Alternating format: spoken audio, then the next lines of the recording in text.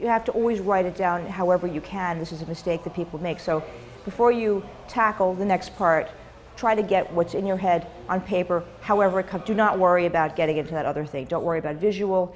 You have to connect your heart to the words, and that's the first part of the magic, and that's what I teach. If you use less than authentic language, then it's like anything else. Whatever you start with has to be good material. So you have to write down exactly what you see in your head in whichever way you can. This is a mistake that so many first-time writers make. They're writing, to be performed. The first work is to make a connection with yourself.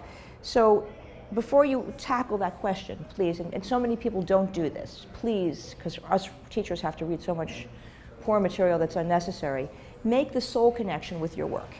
So however you saw it, and try to always write in dialogue, because the thing about fiction, the thing that we lose most, is that in dialogue, when you write fiction, you have the voice. You have the voice of the narrator, or you have, in movies you see a voiceover.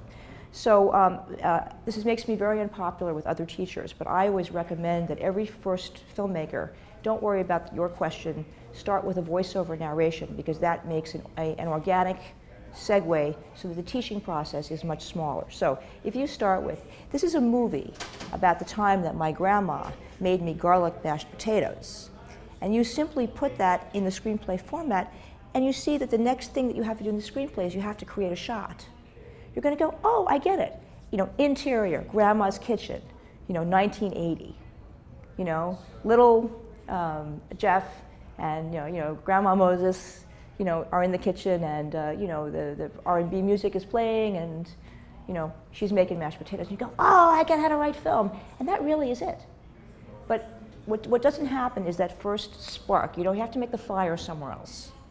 And so if you can see it and you can write it down somehow, then when you get to that screenplay format, you're going to make this connection with what it's doing, and that issue of thoughts will be a problem, but not an insurmountable one.